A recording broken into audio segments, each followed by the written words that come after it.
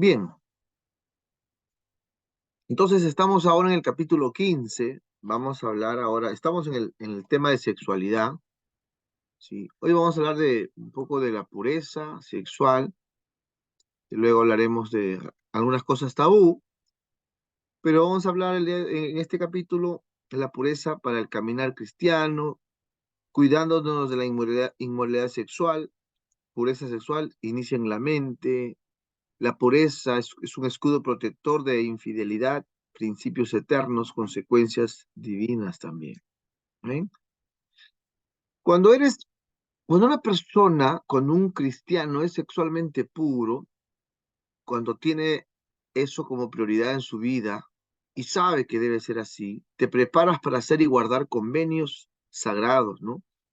En el templo, en la comunidad, entre los amigos. Te preparas para establecer un matrimonio fuerte y para traer hijos al mundo como parte de una familia eterna y amorosa. Te proteges del daño espiritual y emocional que resulta al compartir la intimidad sexual fuera del matrimonio. Esto es específicamente para los solteros, ¿no? Cuando, o sea, antes de empezar. Y obviamente cuando estamos casados también. Igual hay que seguir teniendo la mente pura y nuestras acciones. También a los solteros les protege de enfermedades nocivas. El permanecer sexualmente puro te ayuda a estar seguro de ti mismo y a ser verdaderamente feliz, ¿no? Porque aumenta tu habilidad para tomar buenas decisiones ahora y en el futuro. Nunca hagas nada que pudiera llevarte a una transgresión sexual, soltero o casado en realidad, ¿no?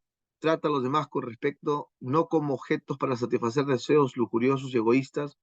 Antes del matrimonio no participes de besos apasionados, no te acuestes encima de otra persona ni toques las partes privadas y sagradas del cuerpo de otra persona con ropa o sin ropa. Todo eso tiene que ver con pureza, ¿sí? No darle pie a despertar emociones sexuales ni en el mismo cuerpo físicamente, ¿no? Ponga atención a los susurros del espíritu para que pueda ser limpio, porque el espíritu siempre está hablando a nuestra mente, a nuestro corazón, ¿no? Porque si no, lamentablemente puede contristarse si no le hacemos caso, ¿no? Cometer una transgresión sexual. La pureza sexual es esencial, sí o sí, para el caminar con Dios, ¿no? Esto no es una opción en realidad, ¿no? Tiene que ver con obediencia, es un requisito. ¿Por qué? Porque la voluntad de Dios se centra en nuestro carácter y en la pureza moral, ¿sí? Más que en las circunstancias, sino en nuestras acciones, ¿no?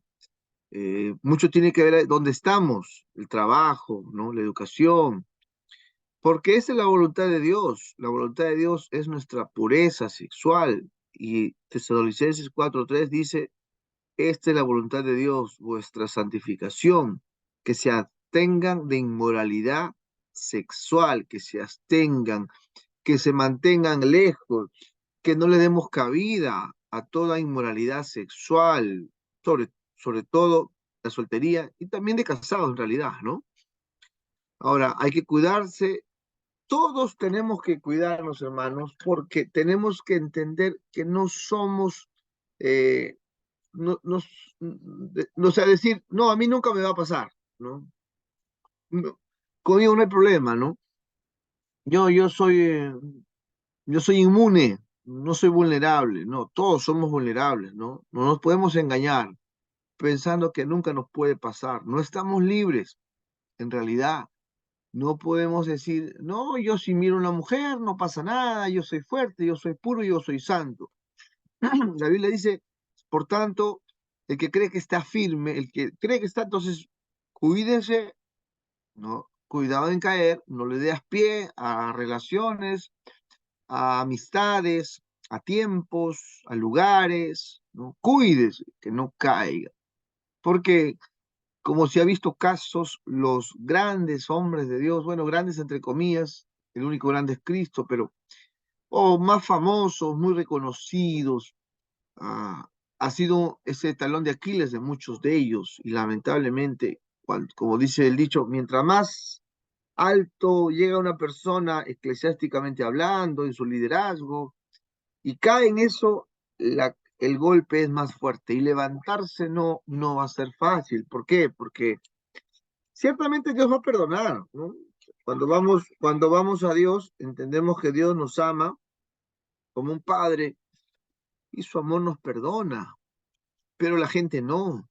Tiene que ver con liderazgo esto.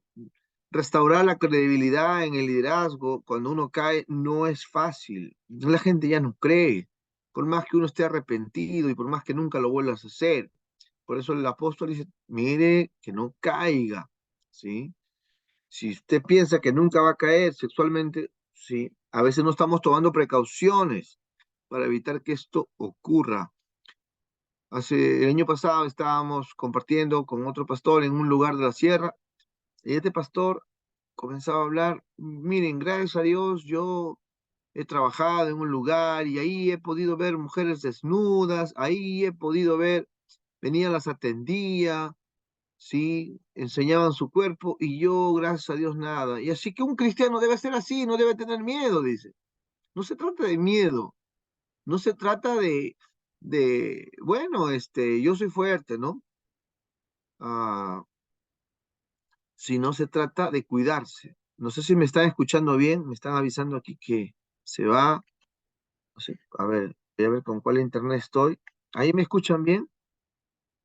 ¿Está escuchando bien? ¿O se está cortando?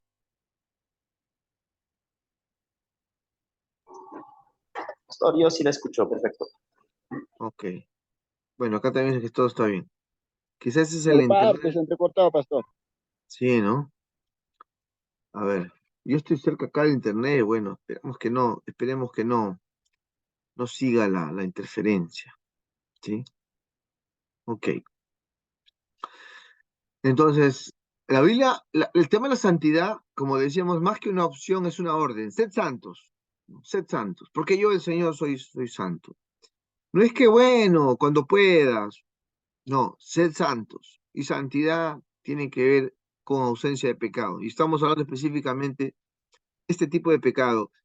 Quizás uno de los pecados que más consecuencias negativas trae en el liderazgo, en el testimonio de la iglesia, ¿no? Quizás uno de los más escandalosos también, ¿no?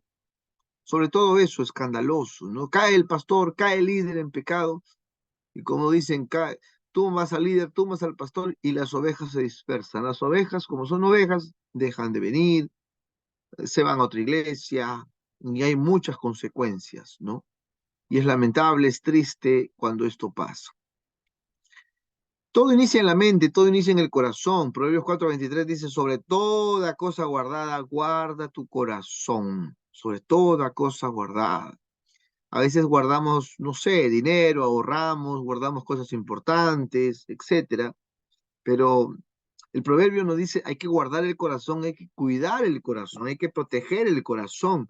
Esas amistades con el sexo opuesto, esos excesos de confianza con el sexo opuesto, tengamos cuidado. Esos momentos de distanciamiento con la esposa por diferencias, por resentimientos, enojos, eso de yo contarle a mi amiga, a mi compañera del trabajo, mis problemas con mi esposa, eso no debe ser, porque eso es una puerta. Esa es una puerta para, no, yo no quiero ser tan, a ver, como uno dice, para que el diablo entre, para que el enemigo haga lo que quiera, porque el enemigo no nos manda a pecar. Nosotros mismos estamos abriendo la tentación en nuestro corazón con los excesos de confianza. Cuando estamos vulnerables y le comienzo a contar mi problema a una amiga, a una compañera de trabajo, eso no es ético, eso no está bien. Hay una frase que dice, la desnudez de tu esposa es tu propia desnudez. O sea, los errores, los defectos de tu esposa llegan a ser los tuyos. No hay matrimonio perfecto, no hay relación perfecta. A veces fallamos, a veces nos enojamos, a veces nos resentimos y hay que tener cuidado porque al contar nuestro problema a otra persona, a menos que sea un consejero o una consejera, a excepción, estamos abriendo puertas en nuestro corazón, estamos dando cabida a ciertas amistades y estamos vulnerables. Por eso hay que cuidar, ¿no? Cuidado con lo que usted también expone a su mente. No abras ventanas de su alma, que son los ojos, ¿no? No se exponga de noche también. Absténgase de la lujuria, no vaya a lugares, no vea películas y programas, no estimule su lujuria, ¿no? Mejor es ponerse a orar. Ahí está una foto. El mal uso del internet puede conducirte a la pornografía. Le voy a mandar luego el video para que lo puedan ver, ¿sí? Dios tiene los mejores intereses cuando le dice que no peque sexualmente fuera del matrimonio. El sexo no solo es algo que hacemos, el sexo es algo que somos, o sea, somos personas sexuales, porque todo esto está relacionado con toda su persona. Tener relaciones sexuales fuera del matrimonio es autodestructivo en todos los sentidos: espiritual, moral, familiar, matrimonial, eclesiástico, ¿sí? Económico, en todos los sentidos trae consecuencias, ¿no? La pureza sexual es siempre lo mejor, no solo para Dios y los demás, sino para uno mismo, ¿no? Hay que pensar siempre a largo plazo, no a corto plazo, ¿sí? Lo bueno, lo malo, siempre se cosecha lo que se siembra. Usted siempre cosechará las consecuencias de sus elecciones. Como dice Gálatas, no nos engañemos. Dios no puede ser burlado. Cada uno cosecha lo que siembra. Las consecuencias en algunos casos son de por vida en el tema de la impureza sexual y quizás son peores de lo que podemos imaginar, ¿no? Uno cae, uno cede a la tentación, al pecado, al tema sexual, que todo comienza a veces inocentemente, que todo comienza a veces con una amistad simplemente. Y ah, cae en eso, peca en eso, y la esposa te odia, la familia te odia, los hermanos de la iglesia no te quieren ver por unos minutos de satisfacción, entre comillas, ¿no? En cambio, las recompensas de tomar decisión de apartarse de lo inmoral trae también mejores o mayores, ¿no? Las recompensas, la bendición de Dios. Entendamos que la pureza es como un escudo, como un protector de la fidelidad. Dios ordena que los cónyuges cristianos huyan y se aparten de toda inmoralidad y elijan diariamente tener una relación conyugal basada en la pureza y en la santidad. La pureza, como hemos dicho, es una orden divina, ¿no? Sed santos porque yo soy santo. Y también eh, Pablo a Timoteo le dice, ninguno tenga en poco tu juventud, sé ejemplo en pureza, en pureza. Y el 2:22, la segunda carta de Pablo a Timoteo, Pablo dice a un joven pastor, líder, huye, apártate de las pasiones juveniles, de la impureza sexual. Más bien, júntate con los que de corazón limpio, ¿no?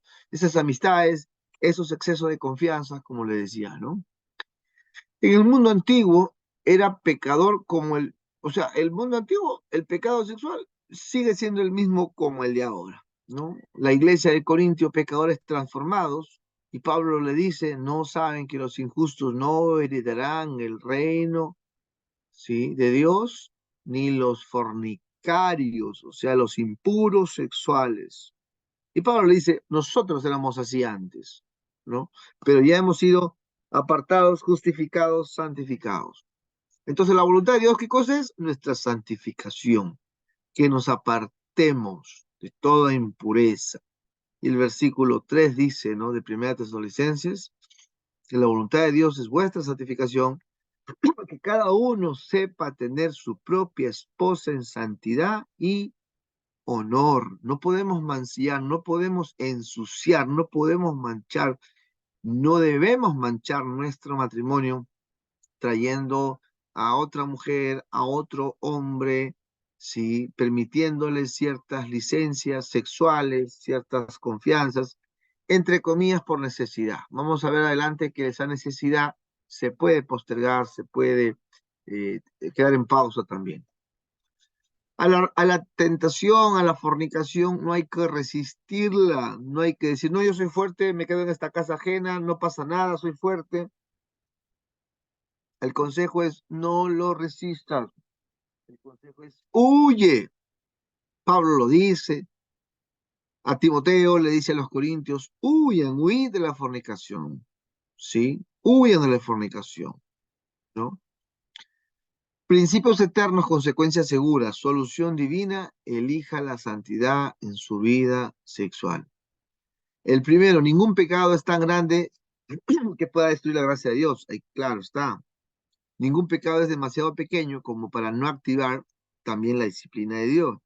El tercero, Dios nos perdona cuando nos arrepentimos, pero no siempre elimina las consecuencias. Una vez un joven que cayó en fornicación, se dio a la fornicación, fue la primera vez, vino, nos contó llorando, se humilló, lo ayudamos a orar y nos dice, pastor, ¿usted cree que Dios me ha perdonado? Sí, creo que sí, le digo. ¿Usted se arrepintió de verdad? Sí. Y al mes y medio, la chica le dice que está embarazada. Y él dice, si Dios, vuelve, ¿no? Pastor, si Dios me ha perdonado, ¿por qué quedó embarazada? ¿Por qué quedó embarazada si Dios me ha perdonado? ¿Por qué Dios me castiga de esa manera? Entonces, a veces pensamos que Dios me perdona y no trae consecuencias. Si, si no hubiera quedado embarazada, entre comillas, no traía consecuencias quizás. Pero no siempre las consecuencias no caen. A veces sí, el caso que les estoy contando, o una enfermedad venérea, o una enfermedad de transmisión sexual como el SIDA, entre otros, ¿no? Entonces, Dios perdona sí, pero las consecuencias las pagamos nosotros, de acuerdo a las circunstancias también, ¿no? Entonces, ¿qué pasa con el tema de la impureza? Este pecado trae consecuencias espirituales, nos quita la comunión con Dios, para empezar. Consecuencias emocionales, como dijo David, por haber ocultado su pecado, él estaba gimiendo, su alma estaba angustiada.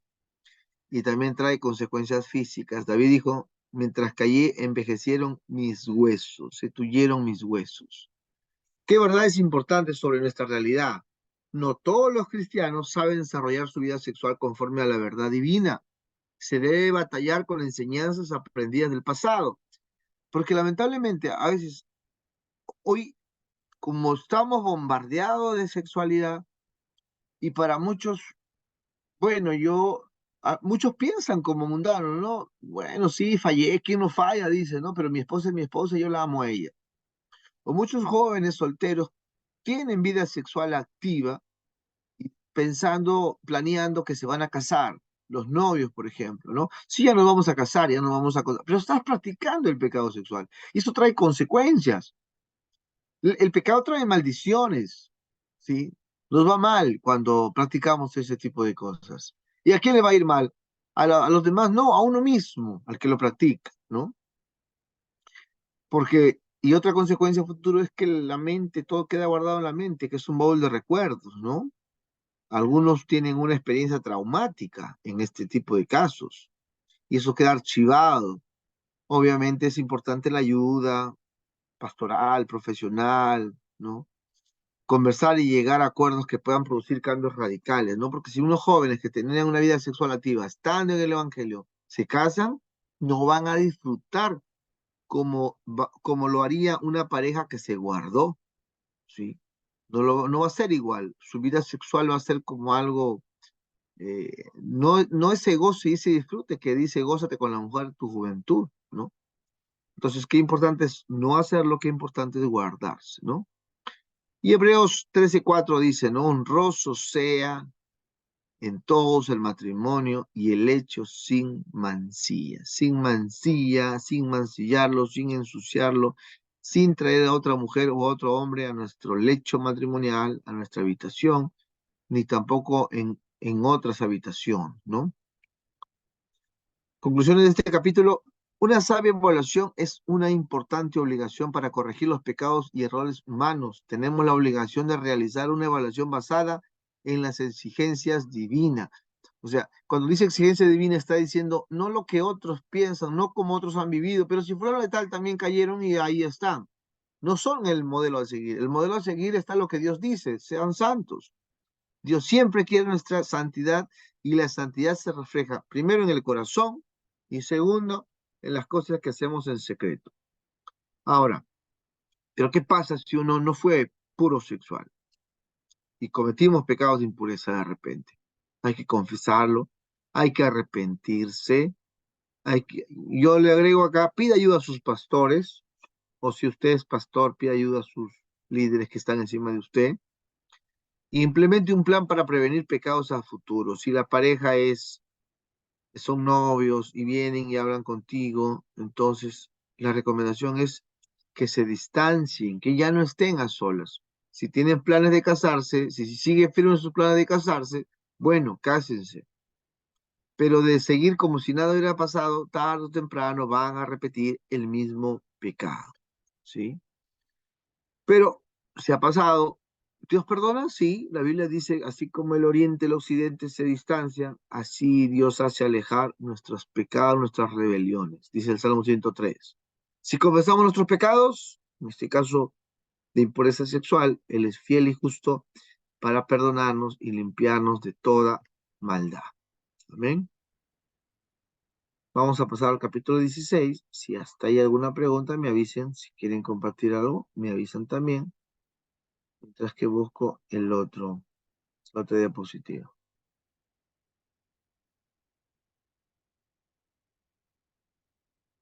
Si no, continuamos. Aquí Pastor, está. una consulta, Adelante, ¿es posible? adelante, adelante, le escucho.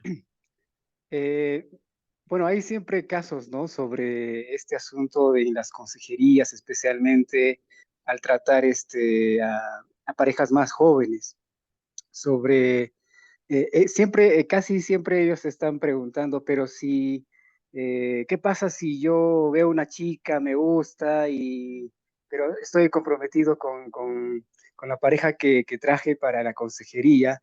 Y, eh, y yo a veces tengo estas tentaciones, como usted dijo, pastor, o bien dice el material, somos seres sexuales, ¿no? Entonces, que despierta, que esto está dentro de nuestro ser, de nuestro cuerpo.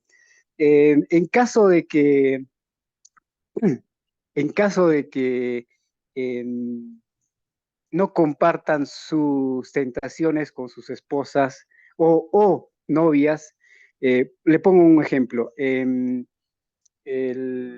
joven salió del trabajo con los compañeros del trabajo y se relacionó con alguien y como que le gustó, ¿no? Como que le agradó su compañera o X amiga.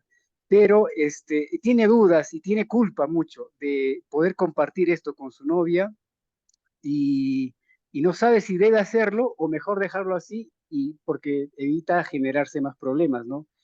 ¿Qué opinaría de este caso? ¿Qué aconsejaría en este caso, pastor? Bueno, si son novios, bueno, en primer lugar hay que evaluar el corazón del joven que tanto la ama, ¿no? Porque cuando uno ama, entiende el tema del amor, respeta, se guarda. El amor es algo exclusivo, excluye a las demás personas. Hay que evaluar el corazón del joven juntamente con él. ¿Cuáles son tus intenciones? ¿La amas, no la amas? Porque cuando uno ama de verdad, uno se aparta de todas las mujeres y este, decide estar única y exclusivamente con esa chica, ¿no? Número uno. Número dos, eh, una tentación, una tentación. No es delito ser tentado en realidad. Te gusta, lo miras, pero ahí, ¡pum!, cortas. Tiene que ver con el grado de madurez espiritual también, ¿no? Uno corta eso, no le da cabida, uno no sale con la tentación. Me gustó, hay que ver qué pasa, la mente comienza a divagar y la mente comienza a embarazarse del pecado. Entonces, uno tiene que ser firme en este punto. Que la tentación está que se pasea por todos lados, sí, pero uno no sigue, uno no sale con la tentación, ¿no? Entonces, tiene que cortar ese tipo de amistades, ese tipo de relaciones, cuanto más si sabes que hay chicas que te puedan gustar, ¿no? Y número tres, no sabría decirle exactamente si es prudente o no es prudente compartirle. tiene que ver hasta a veces con la esposa, uno tiene que conocer, bueno, si son casados, tiene que conocer a su esposa, si le puede compartir o no, para que su esposa lo ayude en realidad, ¿no? Tiene que ver con que uno conozca a su esposa, pero si es novia y todavía no la conoce bien, porque uno puede decir que se conoce, pero no se conoce bien. Es más, en el matrimonio cuesta conocer a la esposa, al esposo toma tiempo eso, pasan muchos años para eso. Sabes, como dice ella, cuando están casados, pero de novio. Entonces, puede que le cueste la relación, puede que ella sea celosa, puede que diga, no, tú fuiste y que esto y que el otro, y termine. Entonces, o sea, la verdad que en ese punto, como novio, si le dice o no le dice, sería una cuestión de mucho cuidado, ¿no? Más que decirle necesariamente confesar, más que eso, es él el tema, ¿no? Después de repente se lo puede compartir como algo superado ya, pero si él está en el problema, entonces el tema es con él más que decirle a ella sus luchas que él está teniendo. Si él no se ha fortalecido espiritualmente para decir no a la tentación, a las chicas, a las salidas, ¿no? A los excesos de confianza, ¿no? No que acompáñame, no que te quiero contar un problema. Uno en esos casos uno tiene que ser cortante desde novios, mucho más de casado. Amén. Eso es lo que puedo decir, hermano. Gracias, pastor. Muchas gracias. Ok. Vamos a pasar ahora al capítulo 16. ¿Sí? El otro día hice una pregunta con respecto a esto. Hoy vamos a responder un poquito qué pasa cuando baja el deseo sexual. Y ahí vamos a hablar un poquito acá de este tema. Sí se ve, ¿verdad? Capítulo 16. Vamos a hablar del deseo sexual según la sexología, ¿no? Y hay una pareja de médicos, científicos, que estudiaron la respuesta sexual en hombres y en mujeres, las respuestas al deseo sexual en hombres y en mujeres, y ellos llegan a la conclusión de que hay similitudes, hay diferencias, claro está, entre ambos sexos, pero se habla de una única respuesta con sus variantes femeninas y masculina. La respuesta sexual puede definirse como un fenómeno de acumulación y liberación de tensión. Los científicos han dividido la respuesta sexual en etapas. Sí, ahora, estas etapas son como continuadas, ¿no? Comienza con la fase del deseo, anterior al encuentro sexual, fase de excitación, cambios físicos que evidencian la respuesta sexual. O sea, tengo el deseo, ya comienza el encuentro, la fase orgásmica, cuando ya hay la liberación y la tensión, cuando llegan al clima, o si están en el acto sexual y llegan al clima, y la resolución, cuando todo vuelve a la normalidad, ¿no? Pero vamos a hablar más el tema de este capítulo, lo que es el deseo en sí, ¿no? Esto quiero hablar más que todo, la fase del deseo sexual. Y la fase del deseo sexual se denomina la etapa del interés sexual, ¿no? Todo esto siempre es previo al encuentro íntimo. Requiere un sustento biológico, ahí entra un poco el términos científicos, neurotransmisores y hormonas y un soporte emocional, fantasías, anhelos, buena disposición, sentimientos positivos hacia el cónyuge y hacia la sexualidad. O sea, todo comienza así, ¿no? Que tu cuerpo se dispone hacia al encuentro íntimo, ¿no? Todos los elementos que actúan como un gatillo del deseo son innumerables y dependen de los gustos y experiencias de cada persona, ¿sí? Eso es variable, ¿no? Estos estímulos pueden ser de naturaleza interna, pensamientos, imágenes, lo que hemos hablado hace rato, fantasías de cómo voy a estar con mi esposa, qué va a pasar, esas fantasías propias y correctas se podría decir, ¿no? Lo externo, el estímulo visual, auditivo, olfativo o táctil, hay parejas que se miran y se desean, eh, se hablan algunas palabras y algunas palabras es el gatillo que detona, otros se huelen, otros se tocan, ¿no? Entonces, cada vez más personas consultan con problemas relacionados al deseo sexual. Vamos a unas características. Nace en el cerebro, en el hipotálamo, en el sistema límbico, que regulan el hambre, la sed y el deseo sexual, entre otros. O sea, el hipotálamo, una parte del cerebro, regulan todos estos deseos, el deseo de comer, el deseo de tomar agua, el deseo también sexual. Ahora, para entender mejor cómo funciona el cerebro, pensemos en una persona que está de hambre, en estado de inanición, en la que se activan los centros del apetito del hambre. Entonces, el cerebro produce una sensación de hambre que obliga a buscar comida, ¿no? O sea, cuando una persona está de hambre, el cerebro se activa y dice, tienes que comer lo que sea, si no hay comida, una fruta, un plan, lo que sea, se activan esos centros del deseo del hambre, ¿no? Entonces uno come y cuando uno come, sí o sí hay que comer, ¿no? Porque si no pasa mucho tiempo, una persona de hambre puede morirse, ¿no? Pero una vez que una persona come, se alimenta, llena su estómago, esos centros se cierran, esos centros del deseo del hambre se cierran y se activan los deseos, se activan los centros de la saciedad. Ah, estoy saciado, gracias, estoy lleno. Hasta palabras, frases populares, ¿no? Barriga llena, decimos, ¿no? Corazón contento, ya estoy lleno, ya, ¿no? En ese estado no despierta interés ni la más rica comida. Una vez que tú comiste bien X comida y te presentan otra comida más rica, dices, no, estoy lleno, estoy satisfecho, ya no quiero más, ¿no? Algo similar, dicen estos esposos, algo similar ocurre con el deseo sexual, algo similar. Cuando una persona no ha tenido relaciones sexuales durante algún tiempo, posiblemente sienta un gran deseo, pues los centros del deseo sexual se encienden, así como se activan los centros del deseo del hambre, en este caso se van a activar los deseos, el centro del deseo sexual, se enciende. Después del acto sexual, la mayoría de los hombres se sienten saciados y no desean más, ¿no? Las mujeres obviamente presentan un punto de saciedad más variable. Algunas se sienten plenas después de un orgasmo, otras desean más. Como se les conocen, las mujeres son multiorgásmicas, pueden tener varios orgasmos. El hombre por lo general tiene un solo orgasmo, por lo general estoy hablando, ¿sí? En el primer ejemplo, cuando una persona se activan sus centros de hambre, sus centros del deseo del hambre, ¿sí? Si no come mucho tiempo, se muere. ¿Sí? Eso pasa con el tema del hambre. Si no come 3, 4, 5, 7 días, se muere. En cambio, si una persona no tiene sexo, no pasa nada. O sea, no se va, una persona por no tener sexo, 1 mes, 2 meses, 3 meses, 4 meses, 5 meses, no se va a morir. Aunque los hombres somos exagerados y pensamos que ya nos estamos muriendo, pero no. ¿Por qué? Porque es controlable eso. O sea, el deseo está ahí, nadie dice que no, nadie dice que no, pero se puede controlar. O sea, el deseo sexual es controlable.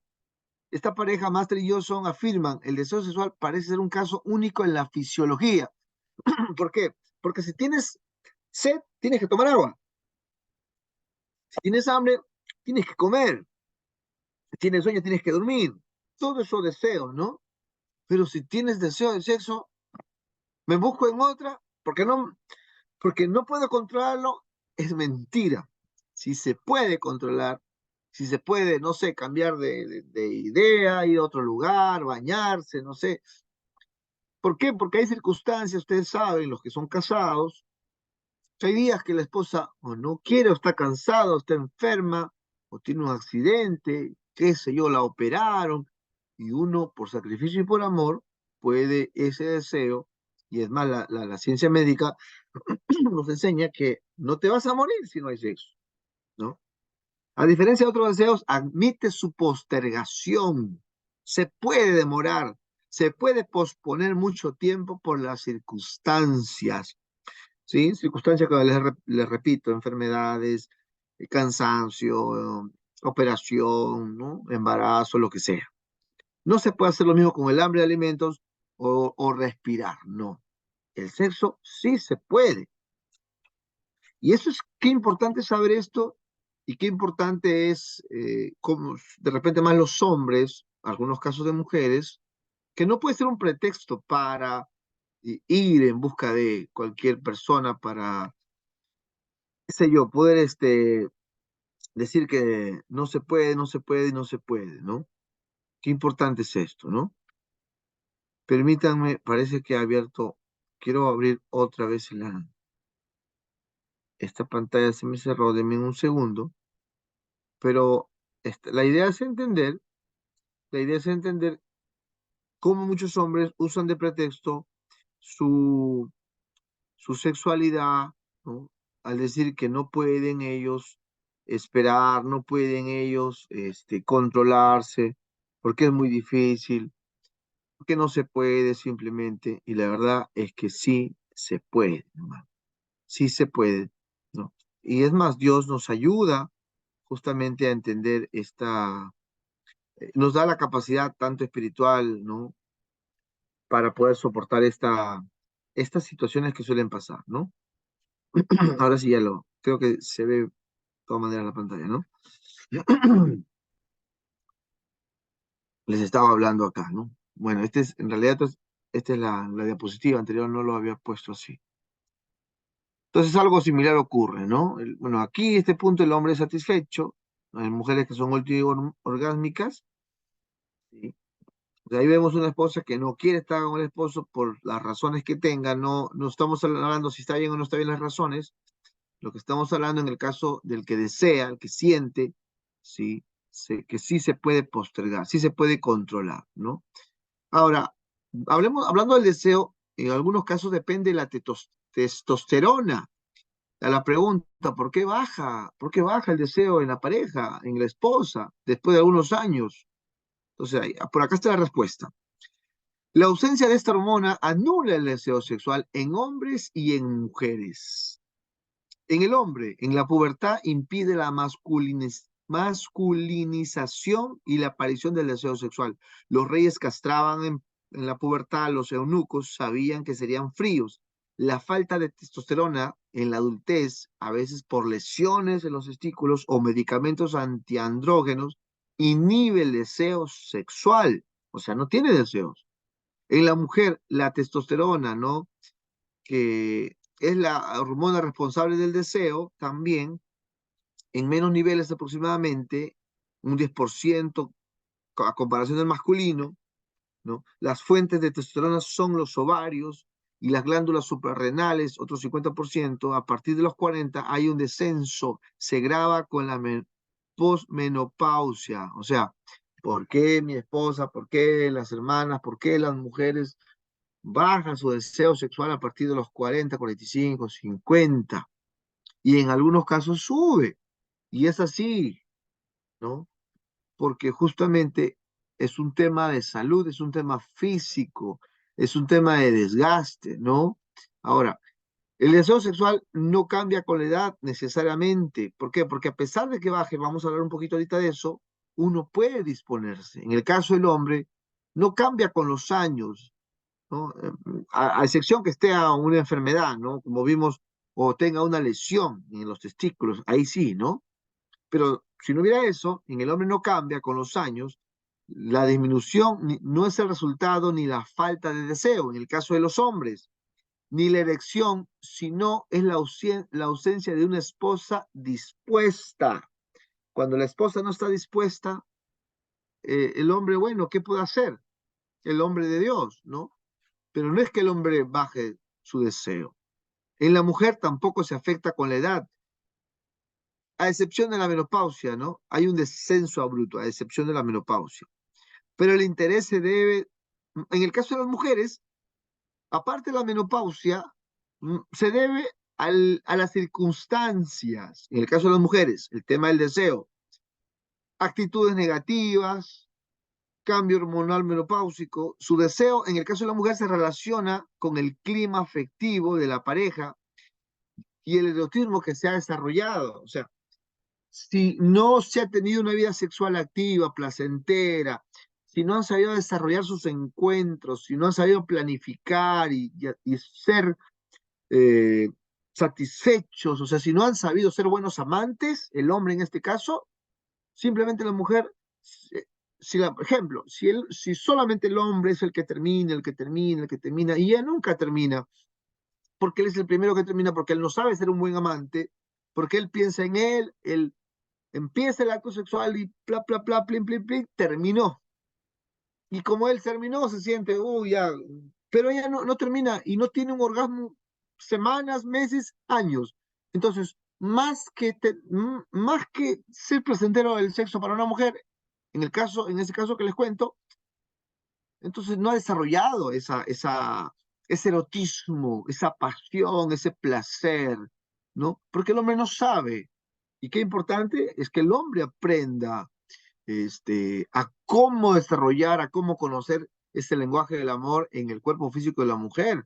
Yo le animo, hay libros de erotismo que puede uno rescatar lo bueno, de masajes. Bueno, le hace cantar de los cantares para empezar, ¿no? Bíblicamente hablando, ¿no? Entonces, cuando una mujer no ha desarrollado esa parte, el hombre no ha sabido ser un buen amante, viene el tema de la menopausia, entonces tampoco se dispone, peor si hay discusiones, peor si hay peleas, pero el hombre no le importa, a veces el hombre quiere simplemente actuar sexualmente. Entonces la mujer no se dispone, por eso dice acá, muy aparte de la menopausia, tiene que ver con las circunstancias, ¿no? Tiene que ver con las circunstancias. Varía en su intensidad. Bueno, acá hay casos específicos médicos de algunos de lo que pasa, ¿no? Hay unos ejemplos acá. Po- eh, Esta escritora Helen Kaplan, ella en este libro habla de esto, del deseo sexual, por ejemplo, el hiperactivo son ya los adictos sexuales. Son las personas que están pensando todo el tiempo, tienen sentimientos intensos. Muchas veces esos deseos intensos interfieren con actividades cotidianas, están excitados siempre, no controlan su deseo, por practicarlo a veces arriesgan la familia, no el trabajo. Si la esposa no está, no saben controlarlo, no tienen la capacidad de controlarlo. Son, Han alimentado demasiado quizás y por eso se han vuelto hiperactivos. Mucha pornografía, mucho contacto con el sexo opuesto y exceso de confianza, exceso, conversaciones, todo eso alimentado y se vuelve un adicto al sexo, ¿no? Luego está el deseo sexual elevado normal. Se excitan muy fácil y viven oleadas de deseos con urgencia de sexo, son proactivos, buscan iniciar los encuentros. Luego están los de deseo bajo normal. No experimentan deseos espontáneos, no buscan encuentros, pero responden adecuadamente. Posiblemente aquí estamos la mayoría, ¿no? Entre el anterior y este quizás. Ahora, pero casos bravos son estos, los que tienen un deseo sexual calmo, hipoactivo, leve. No tienen ningún deseo, no se estimulan, son como anoréxicos sexuales, perdieron su apetito. Las causas posiblemente sean las que repetí anteriormente. No han desarrollado, no han, han tenido siempre experiencias negativas sexuales, más le trae dolor, no lubrican, ¿no? No hay una lubricación, y más que querer tener un deseo, es un martirio, más que tener un encuentro, en el caso de las mujeres, es un martirio el encuentro sexual. Entonces se vuelven así, se vuelven anoréxicos sexuales, no tienen, pierden su apetito, ¿no? Ahora, hay los casos graves, ellos no disfrutan ni estimulan, no experimentan placer, son célibes, ¿no? Nada de sexo. Y ya los más graves son los de aversión, evitación fóbica, forma más severa de trastorno del deseo, tienen miedos intensos, irracionales al sexo y lo evitan. Posiblemente son personas que han tenido experiencias como una violación, por ejemplo. Tienen esas consecuencias, ¿no? Y no quieren saber nada, nada, nada, nada del sexo. Son algunas consecuencias de las personas, no todos los casos, pero de algunas personas que han sufrido violación. Ahora, obviamente el deseo se altera por un sinnúmero de causas. En los hombres puede estar afectado por si conservan la erección y la eyaculación, ¿no? O sea, los hombres puede alterarse, ¿no? O sea, puede estar afectado en el caso de los hombres, pero los hombres, a pesar de eso, sí mantienen su erección y eyaculan, aunque no tengan deseos. En cambio, las mujeres, hay desde una ausencia total, una frigidez, ¿no? La más grave de las inhibiciones sexuales, hasta un deseo disminuido. En la mujer, la alteración es doble y puede ser transitoria por enfermedades, ¿no? Como la gripe, anginas, estrés, depresión o fármacos. Ahora, será importante preguntarnos, conversar, ¿por qué estás así, no? ¿Qué te ha pasado? ¿Por qué no tienes deseos? Y, y es una cuestión de a veces estar dispuestos a escuchar. De repente la esposa puede que diga, es que nunca tengo una satisfacción contigo, es que no lo sabes hacer, es que nunca me excito. Estemos dispuestos a escuchar todo eso de repente, ¿no? No, tú eres egoísta, tú terminas primero y no piensas en mí. Te digo que eso no me gusta, te digo que eso me duele, te digo que por aquí, pero no te importa. Entonces, ¿por qué disminuye? Ya muy aparte de todo el tema teórico de acá, sería importante también conversar y tener de romper ese tabú, lo que vamos a hablar después, ¿no? También porque varía, ¿no? ¿Por qué se altera? Por estado de dolor físico o psíquico, provoca el cese del deseo sexual, porque los centros de dolor tienen prioridad sobre el placer. La falta de deseo permanente puede ser por enfermedades también, enfermedades crónicas, diabetes, cáncer, depresión severa, etcétera, ¿no? Quién sabe, de repente está con diabetes y ni sabe, no se ha hecho un chequeo quizás, y por eso no tiene deseo. Problemas de pareja también, falta de perdón, desinterés, hostilidad al cónyuge o conflictos que duran a veces en el tiempo, ¿no? Causas orgánicas de la falta de deseo. Todo eso aumenta con enfermedades porque dejan al paciente sin fuerza, sin sentimientos, ¿no? Algunas ahí están enlistadas: insuficiencia renal crónica, cirrosis, atrofia testicular, castración en el caso de los hombres, enfermedades cardíacas, Parkinson, tumores cerebrales, epilepsia temporal, diabetes, heridas, irritaciones genitales provocan dolor y suprimen el placer y el deseo. Un segundo.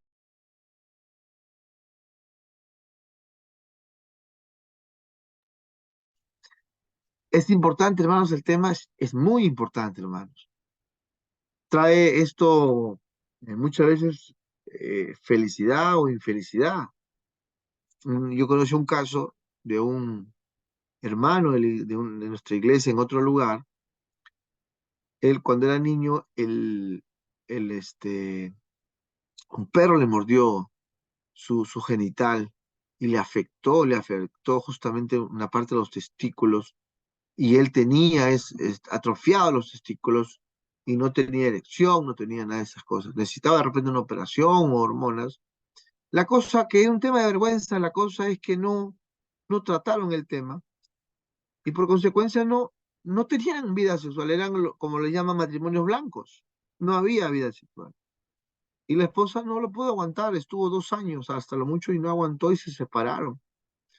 Cuando se enteran, después de algunos años, pero no tuvieron la libertad de hablarlo, conversarlo. Él no le dijo nada antes de casarse. Otro tema también. O sea, que es importante tratar el tema, es muy importante, hermano. ¿Sí? Algunas soluciones a las causas orgánicas: si la pérdida del deseo se relaciona con una medicación, se debe dejar esa medicina o cambiar o un antídoto. Porque a veces uno está enfermo y hay que preguntarle, doctor, ¿esto afecta a mi vida sexual? Sí, sí te va a afectar.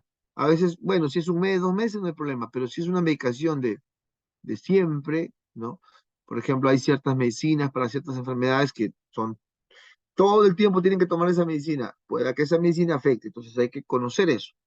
Pérdida de testosterona, reemplazar en dosis apropiadas para cada sexo. O sea, si están perdiendo, hoy por hoy, gracias a Dios, se puede medicar con testosteronas. Hay todo eso en la actualidad. Dolor coital y sequedad vaginal, dicen los médicos. Hay que reemplazarlo con hormonas o, en el caso de sequedad, ayudar con un tema de lubricante, porque tiene esa causa. Si no tuviera esa causa, naturalmente, las mujeres lubrican naturalmente, pero si hay estas causas del cuerpo, entonces hay que ayudar, no hay problema por eso. También la depresión, ¿no? Una psicoterapia, si fuera el caso, o problemas genitales que hay que consultar ya netamente con el especialista, ¿no? Algunas causas psicológicas de la falta del deseo: situación emocional negativa y no una patología psicológica.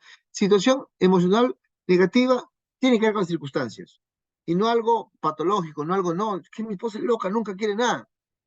No necesariamente es eso, ¿no? Sino el momento, está resentida, le hiciste algo, la que está en vergüenza y no te perdona, O peor, si hubo infidelidad, peor. Eso es un proceso, el tema del perdón de infidelidad, no es una cuestión. A veces continúan juntos, pero no tienen ya vida sexual, porque no le perdona, no está junto por los hijos, el hombre se olvidó que fue infiel y quiere seguir estando, pero ya no, entonces tiene que ver con un estado emocional negativo eso. Entonces, hay personas, ¿por qué causa la falta de deseo? Estrés, ¿no? Está estresado, estado de agotamiento mental o físico, exigencias laborales suprimen el deseo. Pensamientos negativos, la mente sobre el deseo. Si la mente decide desconectarse, no habrá respuesta positiva a pesar de los intereses. Si tú o ella tiene pensamiento negativo, no van a querer estar, se cierra todo, ¿no? Sentimientos negativos hacia el sexo en general, se inhibe por vergüenza, culpa, autoimagen corporal, bloquean la respuesta sexual, imagen autocorporal, no le gusta su cuerpo, no se sienten bien con ellos o con ellas mismas, y por consecuencias apagan todo, ¿no? Circunstancias que generan ansiedad también. La pareja debe estar relajada para su encuentro, la falta de privacidad en algunos casos, estar pendiente de algo, a veces ya van a tener su encuentro, pero están esperando una llamada, están con la atención ahí, me van a llamar, una llamada urgente de trabajo, de pago, lo que sea, o de un familiar, o etcétera, o de un hijo que está fuera del extranjero. Entonces, qué importante es que la ansiedad no esté a la hora de, ¿no? Los niños también que no se duermen y uno quiere estar, el hombre dice, no va a escuchar, y la esposa, sí, están despiertos, todavía es temprano. Entonces es mejor que todo el tema de ansiedad sea disperso, ¿no? Y dar la tranquilidad de acuerdo a la pareja. Hay otros que no les importa eso, hay otros que dicen, bueno, ya que llamen o apaga el teléfono, no me importa, no sé. Depende de la pareja, depende de la esposa, ¿no? Todo eso a veces impide el normal funcionamiento sexual. Ya que hay un cuadro comparativo, en este caso de la excitación, del deseo, entre hombre y mujer. En el hombre se excita rápido. En la mujer suele ser más difícil de excitar, tener el deseo, ¿no? Se estimula por fantasías, vista, tacto, etc.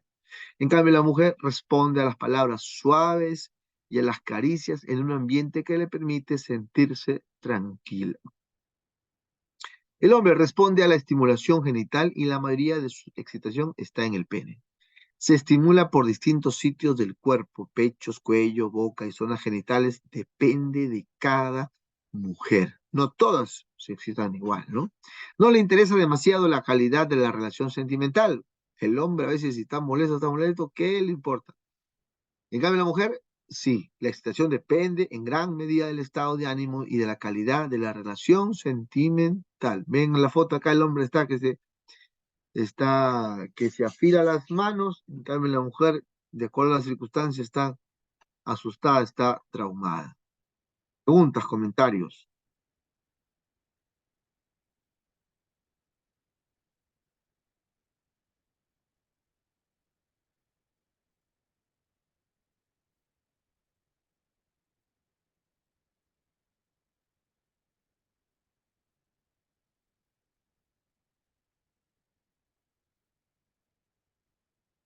Amén.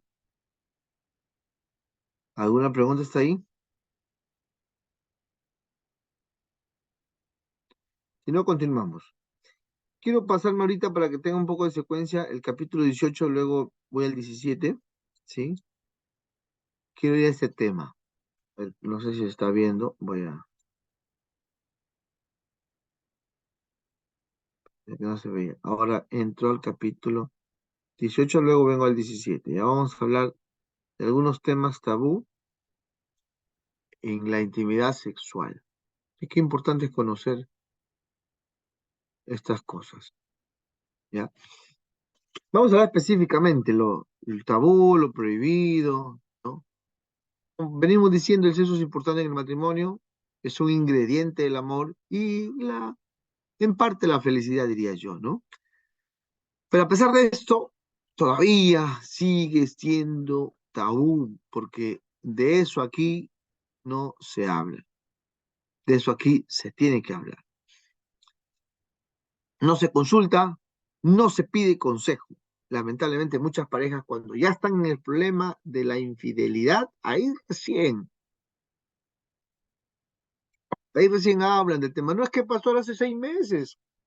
Yo trataba con una pareja, hermanos, ¿cómo está su matrimonio? Bien. ¿Cómo está su vida sexual? Bien, bien, bien, bien, bien, bien. Y él a los 6 meses que llegué a esa iglesia, 6 meses, 7 meses, me dice, pastor, hace 6 meses mi esposa no quiere estar conmigo.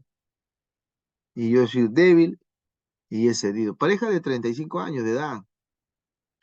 Y yo le he sido infiel. Me ha botado de la casa. ¿Se puede justificar el pecado? No, obviamente. No se puede justificar el pecado. Pero se puede entender de por qué pasó la situación. Porque no lo trataron a tiempo. Porque a pesar que yo le decía, ¿cómo están? Ella venía, él no venía, ¿cómo están? Estamos bien, estamos bien. No se dan la libertad en hablar. Y como digo siempre, el matrimonio es como una persona siente algunos dolores, siente algunas cosas, pero no le hace caso a su cuerpo, siente que le duele por el pecho, no le hace caso, semanas, meses, y cuando ya no puede, se va, doctor, siento que me duele, le hace un examen, señor, usted tiene cáncer terminal, le dice, usted ya 3 meses le quedan. Con esta noticia, el hombre se muere más rápido. Ni las quimioterapias, se muere la otra semana. Entonces no esperemos que nuestros matrimonios estén en un cáncer emocional, que ya no se puede hacer nada, ¿no? Entonces tratemos, ¿sí? Tratemos de que podamos hacer algo antes de tiempo, ¿no? Hay consulta muchas veces los fetiches sexuales, las parafilas, las orientaciones, la pornografía en pareja, está bien, está mal, sexo anal, oral, juguetes, homosexualismo, transvestismo en pareja, transvestismo en pareja que tiene que ver mucho con fetiches, que el hombre se viste de mujer, la mujer de hombre, e intercambian roles sexuales. Todas esas cosas pasan, pero no se habla a veces, ¿no? La sociedad, la iglesia clasifican las prácticas sexuales como normales o desviadas, ¿no? Es importante analizar estas conductas si están basadas por principios bíblicos, propósitos, si están en la voluntad de Dios o no. Los líderes debemos reconocer que hay pensamientos relativos, lo que para unos es bueno, para otros no. Estos comportamientos sexuales, sus conceptos, es placentero o no, lo que dice la Biblia, si están correctos o no, lo vamos a ver ahorita, ¿no? Hablemos de frente, el sexo oral. Sexo con la boca y lengua para estimular los genitales de la pareja. Eso es el sexo oral, ¿no? Llamado también sexo oral genital cunilinguis y felatio, ¿no? Felatio cunilinguis.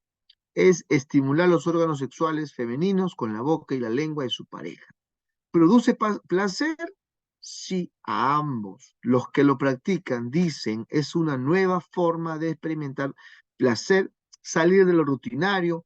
Muchos lo recomiendan para variar su vida sexual, ¿no? Hasta ahí vamos al concepto, hemos ido al concepto, vamos a la pregunta, ¿produce placer? Sí, pero vamos al análisis bíblico. ¿Qué dice la Biblia de esta práctica? Literalmente, textualmente, ¿lo prohíbe? No hay prohibición bíblicamente hablando. No dice si está bien o está mal. En Cantar de los Cantares pareciera que ahí dijera algo cuando dice beso con tu beso de tu boca, que me beses el cuerpo aquí y allá, pero no dice específicamente no besaréis la vagina de tu esposa, no besaréis el pene de tu esposo porque es pecado. Literalmente, textualmente, no hay ni su aprobación ni su prohibición. Tenemos que ser claros, ¿no? Ahora, pero pastor, en la Biblia tampoco dice no droguéis, no fuméis, no dice. Ahora, ¿por qué no dice lo puedo practicar? Sí. ¿Lo puedo practicar, sí o no? ¿Por qué no hay prohibición? Repito, tampoco hay prohibición de fumar, tampoco hay prohibición de drogarse. ¿Por qué no hay? Porque en esos tiempos no existía el fumar, la droga en aquellas culturas, ¿no? Ahora, en estos casos, ¿qué se debe hacer? Meditar bíblicamente. ¿Está bien? ¿Está en el propósito y en la voluntad de Dios? Ahí tenemos que ver, porque no hay Biblia para todo, ¿no? ¿Estará en el propósito de Dios? ¿Será la voluntad de Dios? Sí, que lo practique. No, ¿por qué? ¿No? La recomendación de esta clase es no, porque Dios ha creado esas partes del cuerpo con otros propósitos, la lengua y la boca para degustar, alimentos para hablar, no porque produce freno sexual. Si la pareja no aprende a tener en control su vida sexual bajo el dominio propio, no tendrá frenos. Hoy quiere sexo oral, mañana anal, pasado juguetes, pasado, qué sé yo, ¿cómo se llaman los otros? Orgías, etcétera, y etcétera. No habrá freno, ¿no? ¿Qué dice la medicina, la ciencia, el sexo oral? Según los estudios, estas prácticas pueden abrir las puertas al cáncer oral, ¿no? Al cáncer de lengua. La ciencia revela que fumar y practicar sexo oral a lo largo de la vida, hay que ser claros también, a lo largo de la vida, aumenta el riesgo de contraer algunos tipos de cáncer orofaringeo, ¿sí? Ay, no sé qué está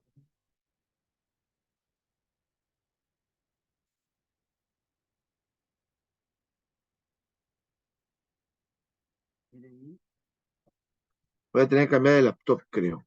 ¿Ya? Bueno, hasta donde nos dé. Y ahí también voy a ir terminando, voy avanzando, ¿ya? Entonces la medicina recomienda que no, porque eh, todo esto que es responsable del 70% de los cánceres del cuello uterino, este microbio acampa en las mucosas y las áreas genitales, pene, vagina o ano, y con la práctica sexual se va a la garganta. Sexo anal, casi lo mismo, ¿no? El concepto está ahí, es la introducción del pene al ano de la mujer. Algunos lo disfrutan, otras no. Esto puede ser doloroso si no está relajada y sin lubricante. Esta es la teoría. El ano no produce lubricación como la vagina. Produce placer, sí, más al hombre, ¿no? Los que practican dicen, sí, hay estimulación, puede ser muy placentero porque es una nueva experiencia. Muchos sexólogos y libros lo recomiendan para variar su vida sexual, ¿no? ¿Qué dice la Biblia? Lo mismo, literalmente, textualmente, no lo señala. No, no hay prohibición con respecto al matrimonio. El sexo antinatural, anal, hombres con hombres, mujeres, ahí sí hay prohibición, está en Romanos 1, 26 y 27. Sí, o sea, prohibición de sexo anal en matrimonio, esposo y esposa, literalmente, textualmente no hay prohibición. Hombres con hombres, sí, de ahí quizás uno deduce que está mal, ¿no? De ahí uno deduce su prohibición, pero hablemos literalmente, ¿no? Tampoco dice no droguéis y no fuméis. Podemos entender su provisión en base a estos textos, Corintios 6, el cuerpo es el templo del Espíritu Santo, ¿no? Eso ya nos dice bastante, que el cuerpo es templo del Espíritu Santo, ¿no? Otra pregunta, ¿estará en el propósito de Dios? ¿Será la voluntad de Dios? Sí, no, ¿por qué? No, porque Dios ha creado esa parte del cuerpo con otro propósito. El ano es para defecar las heces, los desechos del cuerpo, no para el sexo. No porque produce desenfreno si la pareja no aprende a tener el control sexual, como dijimos anteriormente, ¿no? ¿Qué dice la medicina? Algunos médicos lo recomiendan con mucha lubricación. Los médicos conservadores no lo recomiendan porque dicen que el ano no fue hecho para la penetración y puede producir desgarro en las esfínteres, en el músculo del ano. Se abre y cierra para dar salida al excremento, no para ingresar, ¿no? El sexo anal.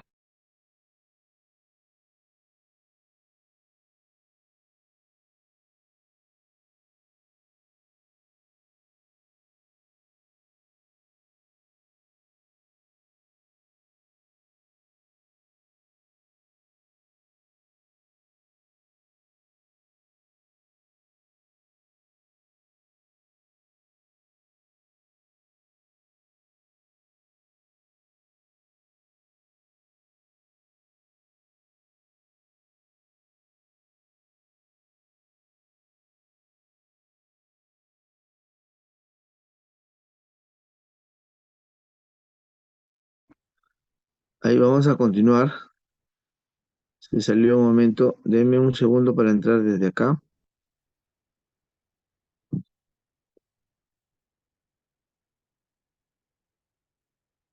Voy a entrar nuevamente por mi laptop, Mario.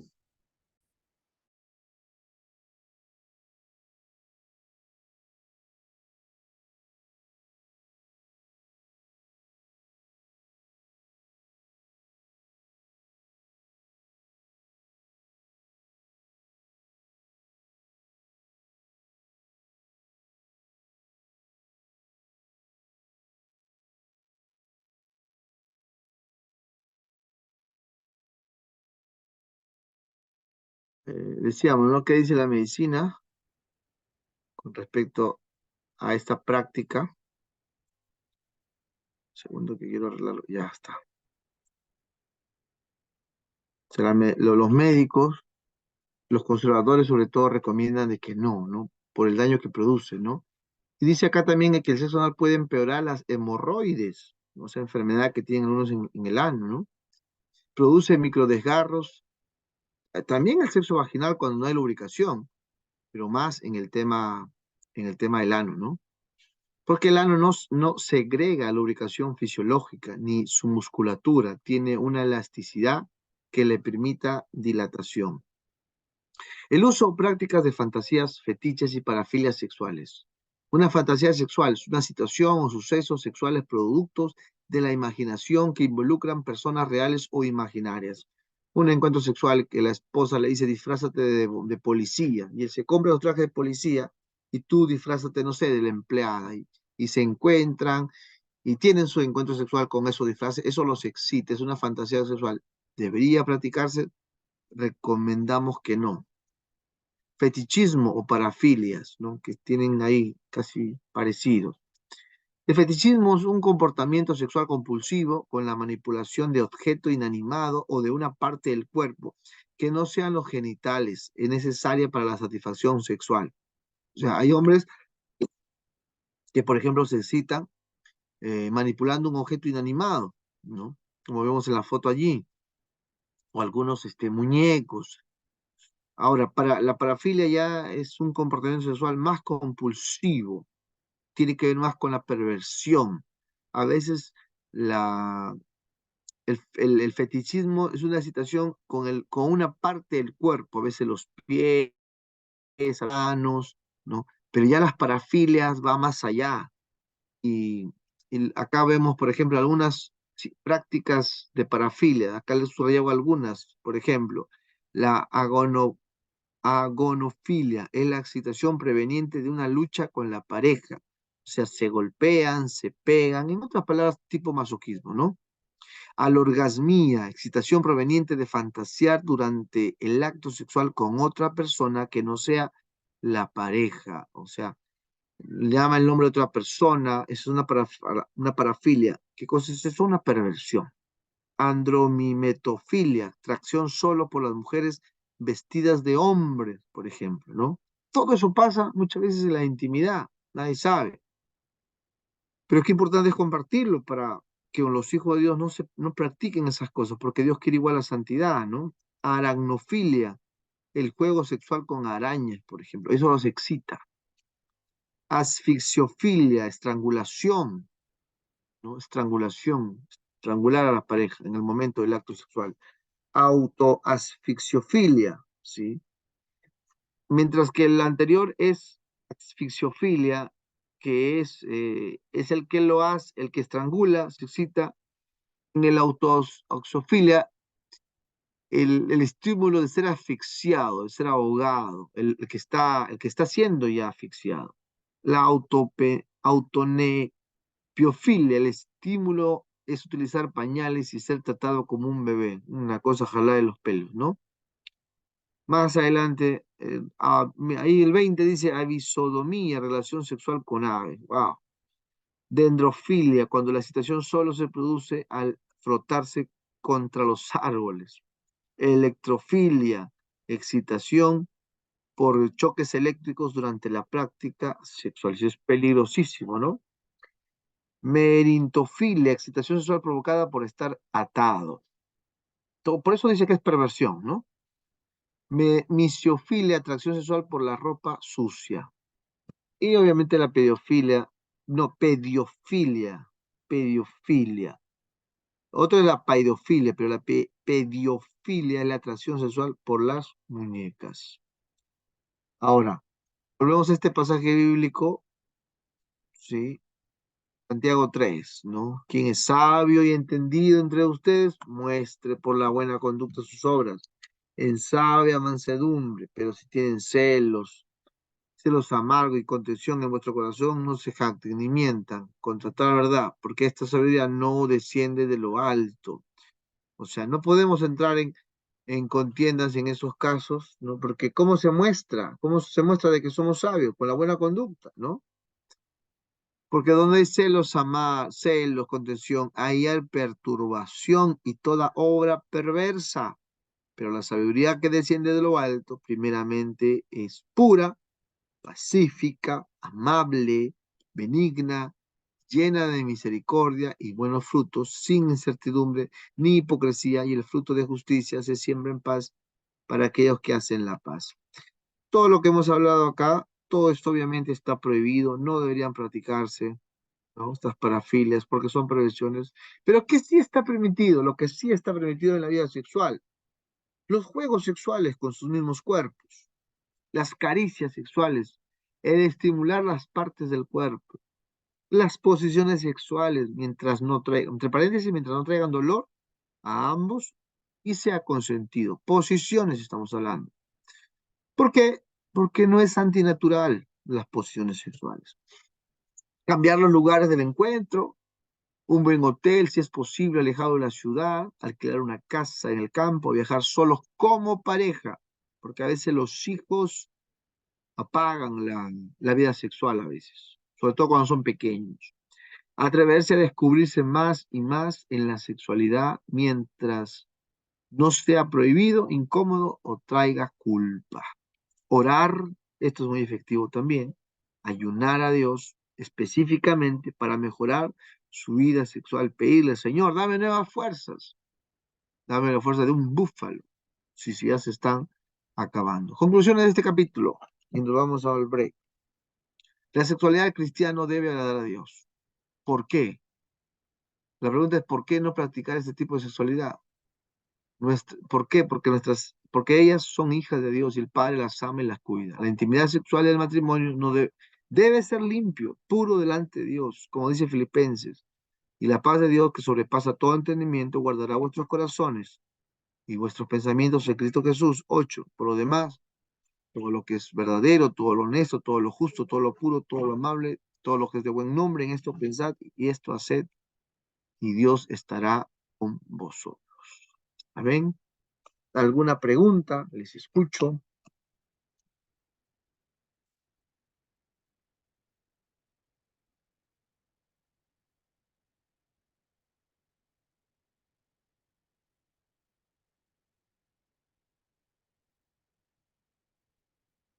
Preguntas, comentarios.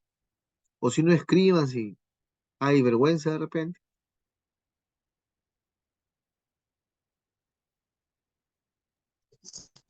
Más tardecito, pastor, porque todavía está temprano para los chicos.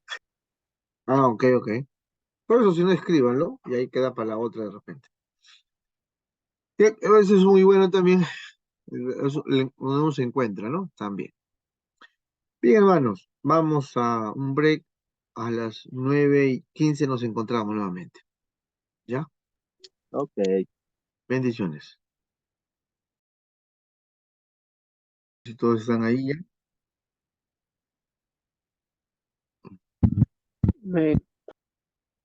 Amén. Bien. Vamos ahora a pasar al último capítulo de este tema. Luego pasaremos el día de hoy al tema de las finanzas. Entonces terminamos con este capítulo, la Biblia y los deseos sexuales, ¿no? Para equilibrar siempre las cosas. El deseo sexual. En las iglesias evangélicas existen dos tipos de personas, ¿no? Los espirituales y los carnales, maduros e inmaduros. Bueno, tibios también, pero quizás para diferenciar así claramente maduros e inmaduros, blanco o negro, fríos o calientes, ¿no? Los que nacieron de nuevo y los que no. Ahora, antes de fijarnos en los demás, tenemos que evaluarnos a nosotros mismos, juzgarnos a nosotros mismos, ¿sí? Y es ahí donde ver en qué grupo estamos. El deseo sexual en los carnales, ¿no? Nace en la mente y los ojos. Romanos 8:5 dice: porque los que son de la carne piensan en las cosas de la carne, pero los que son del espíritu en las cosas del espíritu. Carne significa, en este texto, deseos pecaminosos, ¿no? Porque carne en otro contexto significa persona humana, carne en otro contexto significa, propiamente carne para comer, ¿no? Pero en este caso, carne, en este texto, significa deseos pecaminosos, que incluye el obsceno, el placer sexual por el cuerpo de otra mujer, el placer al ver el tema sexual y sobre todo la pornografía o la adicción a la pornografía, ¿no? Entonces, son los cristianos, bueno, digo cristianos, no sé si realmente serán, ¿no? Pero están en la iglesia, ¿no? Por eso dije hace un rato, acá nos incluimos también nosotros. Tenemos que evaluarnos. ¿Dónde nace el deseo? ¿En la carne, en la mente? ¿Sí? ¿Solamente busco satisfacer? Entonces, los pensamientos que albergamos, pensamientos que albergan a planificar sobre todo esos encuentros, esas relaciones, ¿no? Que esos pensamientos de desear el cuerpo de otra persona. Los carnales dejan que su mente divague en pensamientos y deseos pecaminosos. Se la pasan pensando y pensando en pecados sexuales. Y el hombre carnal debe arrepentirse y pedir a Dios que lo ayude, ¿no? Esto pasa a hombres y pasa a mujeres, no solamente a los hombres. Quizás más a los hombres, pero también les pasa a las mujeres. Sobre todo el hombre carnal que no aprende a satisfacerse o que se ha vuelto ya adicto, como decíamos en la clase anterior, está en una adicción ya al tema sexual. O sea, ¿todo el mundo tiene deseos? Sí. ¿Todos los hombres tienen deseo por su esposa? Sí. Pero es un problema cuando solamente se ocupan en la carne y eso ya, como cualquier otra cosa, se vuelve una adicción. Y si se vuelve una adicción, ahí vienen los grandes problemas, ¿no?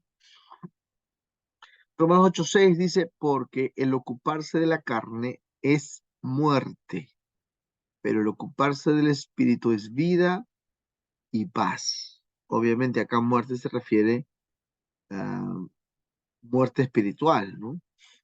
El ocuparse de la carne significa darle tiempo, buscar oportunidades, entablar amistades con el sexo opuesto. Te presentan a alguien y la mente comienza a divagar, la mente comienza a pensar, comienza a decir, quién sabe, por acá puede pasar algo, ¿no? Está bonita, está bonito, tiene buen cuerpo. Ocuparse la carne, darle tiempo, buscar oportunidades, entablar esas amistades. Y como dice acá, es peligroso, es peligroso. Un hombre o una mujer carnal, porque solo se va a ocupar en satisfacer sus deseos sexuales, no va a tener dominio propio. Su felicidad o la felicidad que él cree es solo la satisfacción sexual. Y cuando su cónyuge no está dispuesta o dispuesto, buscará, sea como sea, satisfacción. En otras palabras, eso es ocuparse de la carne. Y ocuparse de la carne es muerte espiritual. Algunos viven así, no les pasa nada, dicen, y quizás ni cuenta se han dado, pero ya están muertos espirituales. Están como zombies andando físicamente nada más, pero por dentro están muertos. Y hay que tener mucho cuidado. ¿Por qué? Porque un hombre carnal puede llegar a ser un adicto sexual, un pornógrafo, una pornógrafa. Porque cuando no hay nuevo nacimiento, es presa fácil de su carne. Conoce el mal, pero no tiene dominio propio. El hombre carnal no tiene dominio propio. El hombre carnal no ayuna, no ora, no busca de Dios, no somete su carne a la voluntad de Dios. Lamentablemente, el ocuparse de la carne, las consecuencias de ocuparse de la carne, es muerte espiritual. Dios puede obrar en el corazón del hombre si se arrepiente, se humilla, ¿sí? Para que Dios lo cambie. Ciertamente el acto sexual trae al hombre placer, un gozo, entre comillas felicidad, pero no es todo el tiempo, no es todo el día, no es no es que si no hay eso no soy feliz, como dijimos antes. Se puede postergar, se puede controlar, se puede posponer, ¿no? En cambio el carnal no, el carnal dice, si no estás conmigo, me voy y me busco a otro, ¿sí? Un hermanito de nuestra iglesia era tremendo y orando, pero lo amenazaba a su esposa. Le decía, mira, si tú no quieres estar conmigo, no hay problema, yo me busco a otro y ven, pero sigo acá en la casa. Y un día tanto que le decía, su esposa se molestó tanto que le decía lo mismo, y su esposa dijo, bueno, si quieres ir a buscar, anda a buscar, pues anda a buscar ya, anda a buscar, ándate, ándate. Y lo botó de su casa, y él se fue, y lo hizo, lo practicó. Y cuando se le confronta a él, dice, y un día me responde, pero es que ella me dijo que lo haga, ella me dio el permiso. Uno escucha estas respuestas, escucha estas opiniones, y uno se sorprende, la verdad. Uno dice, ¿que esto realmente está pasando? ¿Esto que pasa por la mente, este hermano, es real? ¿Que tenga esa actitud, ese pensamiento de un cristiano de años? No puede ser, ¿no? No puede ser, pero existen ese tipo de pensamientos. Obviamente es un hombre carnal, ¿no? La naturaleza de la carne, ¿no? Dice Romanos 8:7, por cuanto los designios de la carne son enemistad contra Dios, y los que viven según la carne no pueden agradar a Dios. Nueva traducción viviente. Dice, pues la naturaleza pecaminosa es enemiga de Dios. ¿Qué cosa es enemiga de Dios? La carne en sí, no, las acciones. La persona en sí, no. Sus actos a Dios no le agrada. La escritura es clara. Dios aborrece, a Dios no le agrada. Hay una enemistad, es un enemigo los que viven en la carne, porque no pueden agradarlo. Se agradan a sí mismos, hacen su propia voluntad. Por ejemplo, en lo que decía, ¿no? El carnal en el matrimonio se vuelve exigente, demandante por sexo. No tiene paciencia, no enamora, no conquista, no prepara. Él entiende que la única forma de amar es a través del sexo. El hombre carnal, es lo que la Biblia dice, ¿no? Pero en cambio el espiritual, que vamos a ver de un rato, es diferente. Por eso examinémonos, cómo estamos, cómo somos. ¿Demandamos? ¿Exigimos? ¿Obligamos? ¿Amenazamos? Si no hay sexo, ¿se acabó la cosa acá? ¿No tenemos dominio propio? Si los médicos dicen que naturalmente, fisiológicamente se puede posponer. Si a eso le agregamos el dominio propio, que da el Espíritu Santo de Dios, un valor agregado a la vida espiritual, entonces una razón más para no ser exigentes, demandantes eh, y a veces extorsionadores sexuales, ¿no? Ahora vamos a ver cómo es la vida de un espiritual, ¿no? La Biblia dice que los espirituales caminan conforme al espíritu.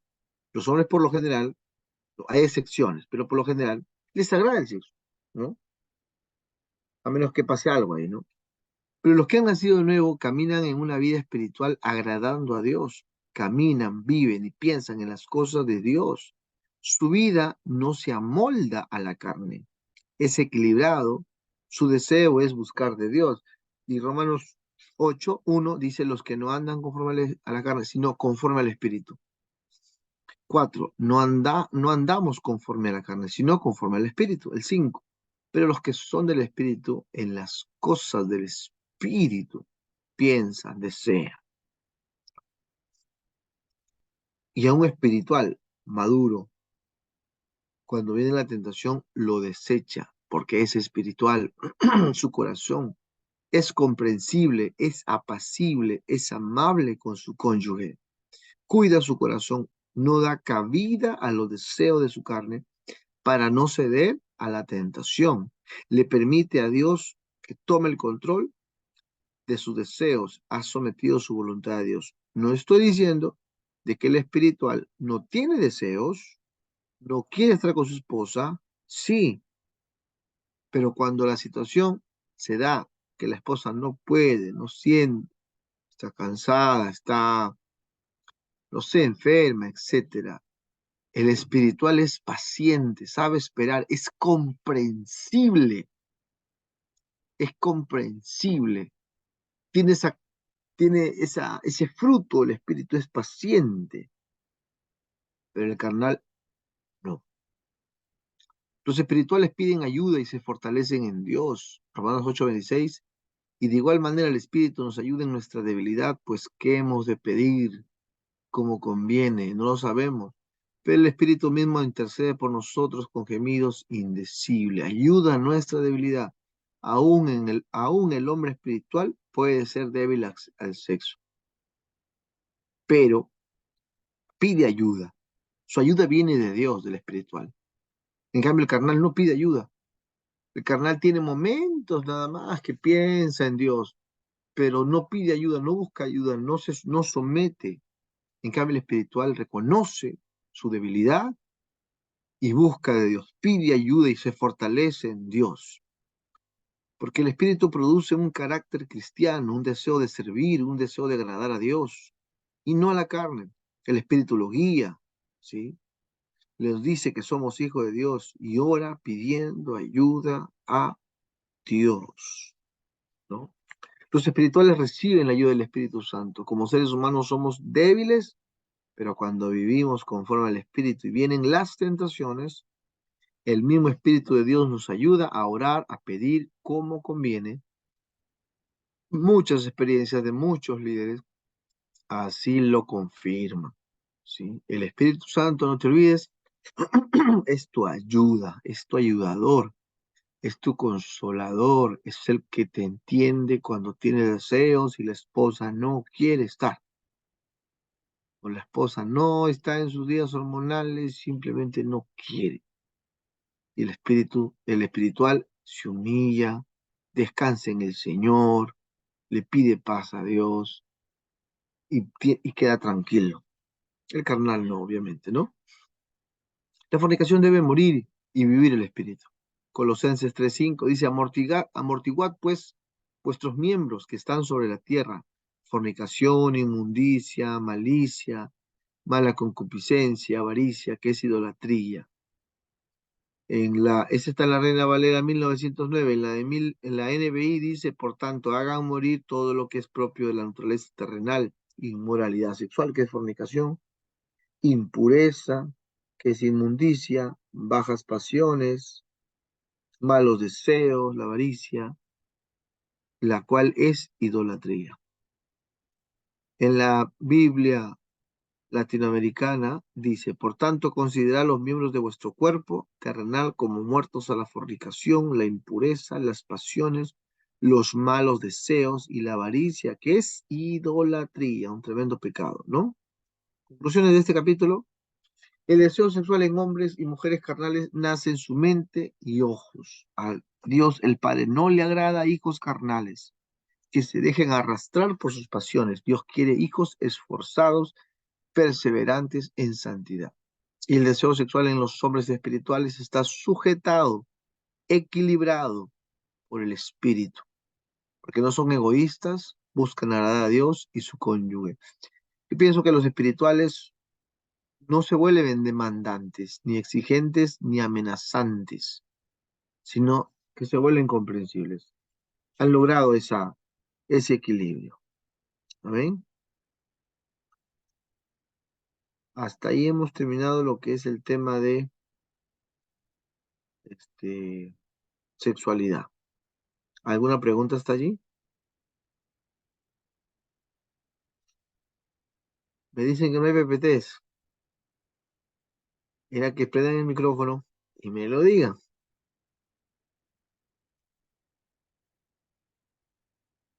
No lo vi el mensaje. Yo bien creído que sí estaba. Pero bueno, me escucharon algo. Preguntas del tema. Estamos terminando el tema de sexualidad.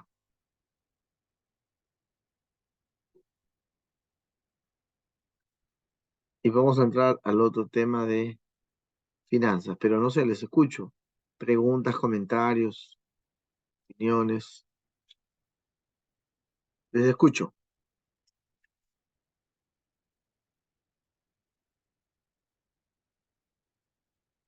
Disculpe que no se haya visto, pero bueno.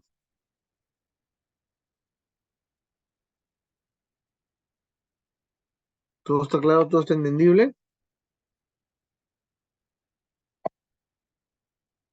¿Todo de acuerdo?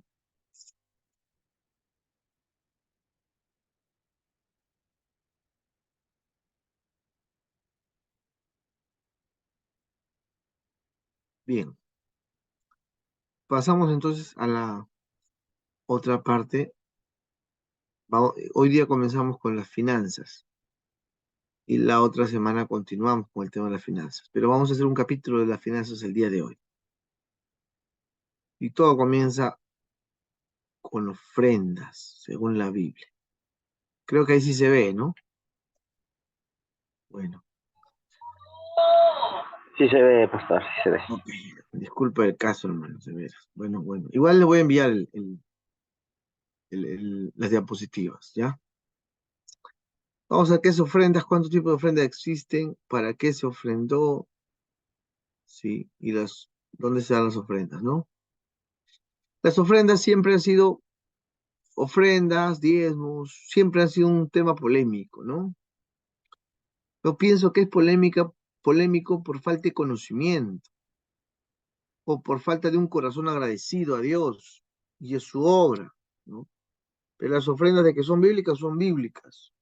Vamos a ver su importancia, su práctica y sobre todo cuando hay un corazón renovado y cambiado, hay deseo de ofrendar en la obra de Dios. O sea, todo cristiano, todo hijo de Dios debería ofrendar, debería diezmar. ¿Por qué no lo hace? Bueno, también es un tema para escucharlo si quieren hacer preguntas, pero te hablaré del tema. Hablando de la ofrenda, ¿qué es la ofrenda? Es dar todo bien material o inmaterial que se ofrece o que se entrega, se presenta a Dios como un requisito es con un corazón agradecido, con amor a Dios.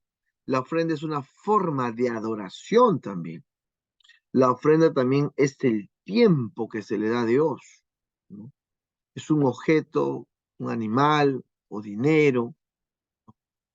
Todo eso conlleva la ofrenda. Es el tiempo, es un bien material, ¿no? Todo eso es ofrenda. Y la ofrenda es igual a sacrificio. ¿Por qué? Porque una ofrenda, cuando David daba ofrenda para el templo, él dijo, no voy a dar algo que no me cueste, voy a dar algo que me cueste, que lo valore, ¿no? Ahora la pregunta es, sacrificio porque nos cuesta, porque tiene valor para nosotros, pero se le da para Dios, para su obra, para un siervo. ¿Se acuerdan de la mujer, ¿no? Que trajo ese frasco, ese perfume, costaba mucho, pero sabía en qué momento lo estaba dando y lo estaba dando, ungiendo los pies de Cristo, ¿no? Entonces, el ofrenda es un sacrificio porque te cuesta, porque lo valoras, ¿no? También de esa manera adoramos a Dios en espíritu y en verdad. Decíamos que un requisito de la ofrenda es un corazón agradecido, y eso está en Génesis 4:3, ¿no? Aconteció andando el tiempo que Caín trajo del fruto de la tierra una ofrenda a Jehová, y Abel trajo también de los primogénitos de sus ovejas, de lo demás gordo de ellas, y miró, esta cosa muy, muy importante, ¿no? Jehová con agrado a Abel, antes del bien en sí, antes de la ofrenda propiamente dicha, el bien material, inmaterial, el tiempo, el objeto, lo que se le dé a Dios, lo primero que Dios mira es el corazón. ¿Sí? Miró a Abel, la vida de Abel y a su ofrenda. Lo miró con agrado, pero no miró con agrado a Caín, ni la ofrenda. ¿Sí? ¿Por qué? La pregunta sería ¿por qué? Porque el corazón de Caín era orgulloso, soberbio, no arrogante. Pensaba que todo eso era fruto de su esfuerzo. Y eso pasa en la actualidad. Mucha gente, es una de las razones por que mucha gente no quiere ofrendar ni diezmar, porque dice, si es mío eso, si es mío, ¿cómo lo voy a dar? Yo me gané con sudor en mi frente. Yo trabajé, yo estudié. ¿Cómo lo voy a dar? Que el pastor trabaje, que el pastor vea, pero ¿cómo le voy a dar? Es orgullo. Dicen, es mío. Y David dice en Crónicas, de lo recibido de tu mano, eso damos. ¿Qué recibimos de Dios? Todo. Salud, trabajo, familia, fuerzas, inteligencia para estudiar. Hay gente que piensa que no ofrenda porque eh, es suyo, se lo ha ganado, ¿no? Porque estudió mucho. Pero ¿qué tal si Dios nos quitara la memoria, la mente, la salud y no podríamos estudiar? ¿Qué tal si Dios no nos diera la oportunidad de trabajo?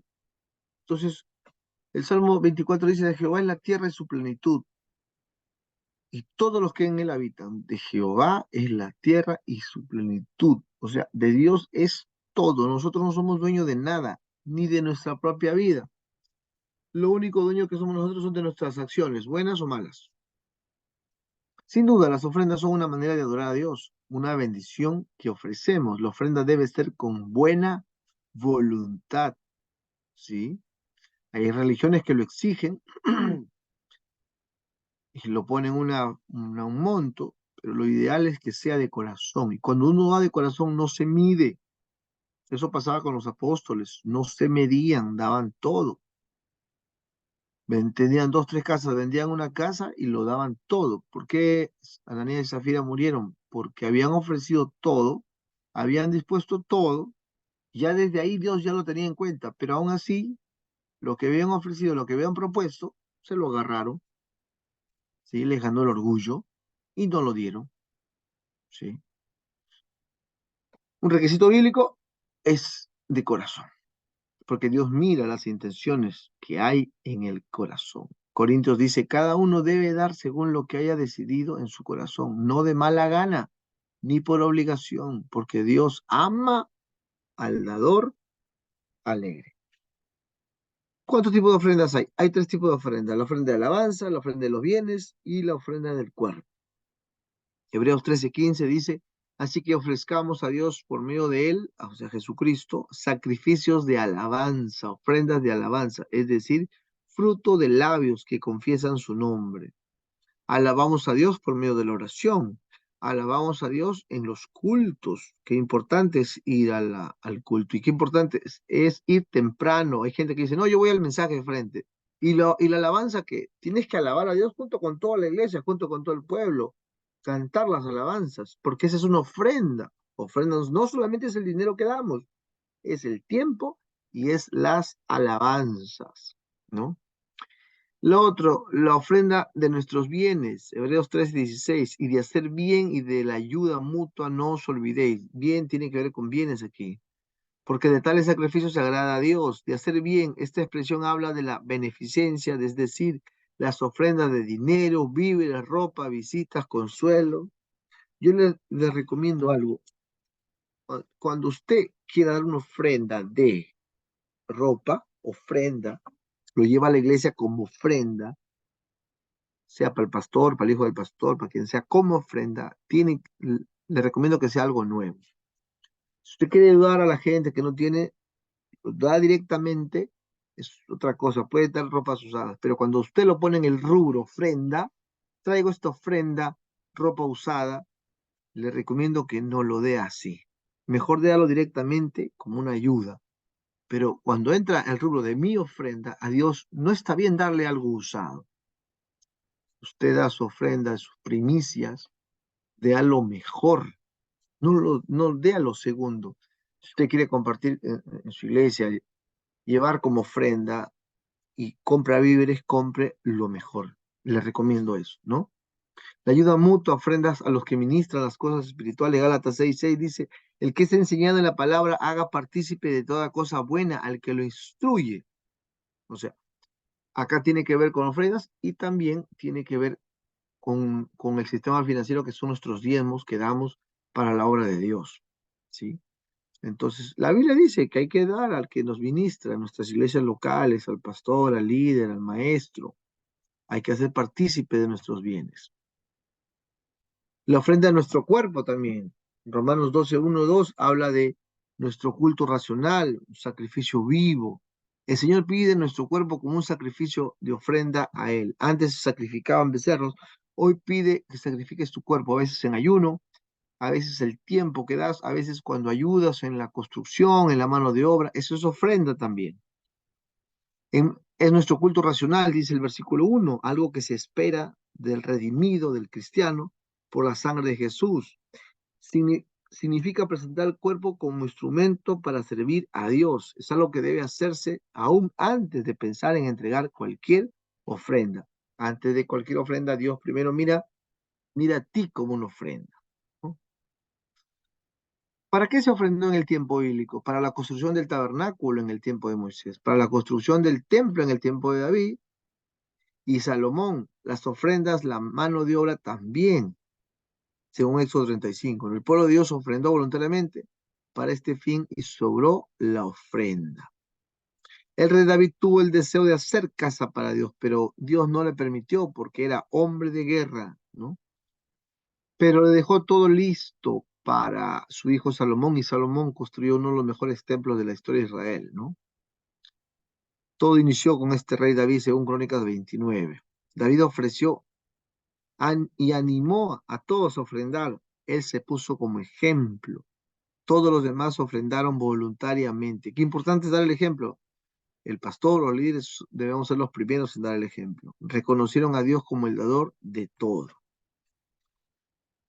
También, obviamente, como decimos, se da a los más necesitados, nuestras ofrendas para los pobres, ¿no? Prestamos al Señor, dice Proverbio 19. Evidencia del verdadero amor cristiano, también. Evidencia de una fe verdadera.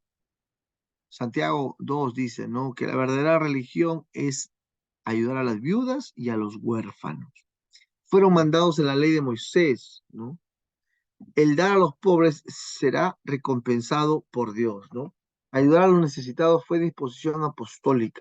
La iglesia de Macedonia ayudaron a la iglesia en Jerusalén. Eso pasó, ¿no? Conclusiones de este capítulo. Concluimos que al ofrendar para el templo se agrada a Dios y Él acepta tus ofrendas. Dios se manifestó en el templo de Salomón. Todos debemos ofrendar. Señor quiere que ayudemos a los más necesitados porque siempre lo habrá. El Señor promete bendecir a los que ayudan a los pobres. Al dar a los pobres damos testimonio de fe, damos testimonio de amor. Seamos sabios porque hay personas que aparentan pobreza para lograr limosnas también. Todo pasa, ¿no? No sé si ve acá la foto. Dice Servolution o Servolución. El servicio como una revolución. Esta es una iglesia que está en Lima, que se llama Camino de Vida. Es una de las iglesias que más ayuda social hace. Miren, la gente trae sus ofrendas a la iglesia y la iglesia, esas ofrendas recibidas, las comparte, ¿sí? Y ellos dicen Servolution, más que un evento, porque al año tienen 4 o 5 veces ese evento, es un estilo de vida. Un estilo de vida de cristiano, ayudar a los pobres. Sí, pobre siempre va a haber, dijo Jesús. Entonces, si tienes dos, da uno, comparte uno al que necesita, ¿no? Compártese uno al que necesita. ¿Preguntas hasta ahí?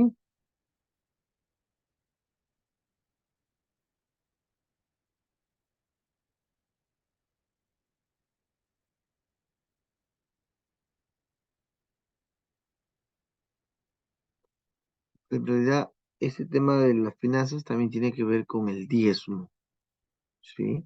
Yo le animo a que sea fiel diezmador, hermano, hermana. sea de aquellos que diezman, no sea de los que no diezman. La fidelidad es la suma de muchas cosas. La fidelidad es la suma de que usted se congregue, de que usted predique, de que usted ore, de que usted guarde testimonio, de que usted viva en santidad y también que usted ofrende y diezme, porque es bíblico. Es bíblico ofrendar, es bíblico diezmar, es parte también del sistema financiero de Dios, de sostener la obra de Dios, como Dios lo ha delimitado, ¿no? Los diezmos tienen tres propósitos. Uno para los sacerdotes o pastores ahora, los levitas, y un tercer o cuarto propósito es ayudar a las viudas, a los huérfanos. Si toda la iglesia diezmara, yo pienso que habría lo suficiente para ayudar, o la gran mayoría. Pero la realidad, a mí me toca ir a supervisar iglesias y hago sesiones de negocios y me toca ver cómo está el tema de las finanzas. Y la sorpresa es de iglesias que tienen, por ejemplo, 150 miembros, diezman un promedio de 40 personas nada más. De 100 un promedio de 20, 25. No todos ofrendan, no todos diezman. Sus razones tendrán, pero no hay razón valedera que haya para no diezmar. Hay que ser fieles, hay que responder al llamado de Dios en esta parte también, porque algunos se han convertido solamente su alma, pero no su parte financiera. Amén. Preguntas, comentarios, les escucho.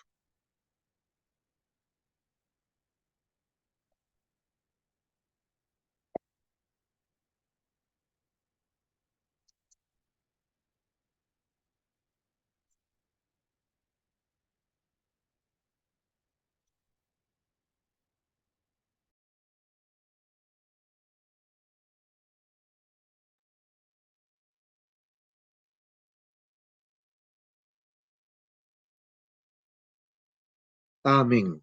Bien, entonces si no hay preguntas, no hay comentarios, no hay opiniones, ya hasta aquí quedamos. La otra semana tenemos la última parte, todo el tema de finanzas. ¿Sí? Amén. Bien, Elizabeth, gracias por este tiempo, gracias por la oportunidad. Bueno, nos estamos despidiendo, ya nos vemos el otro lunes. Que Dios le bendiga, que Dios le guarde, buenas noches, descansen en el Señor y a guardar nuestros matrimonios en santidad, en pureza y sobre todo en coordinación, en comunicación y tener una práctica sexual. Converse con su pareja del tema, converse con su esposa, con su esposo. ¿Sí? Abra su corazón, abra su vida, a tener una vida sexual placentera, porque Dios quiere que vivamos esa vida placentera. Gózate con la mujer de tu juventud, dice. Tome placer tu alma. Amén. Que Dios le bendiga mucho, hermanos. Nos estamos viendo hasta el próximo lunes. Bendiciones.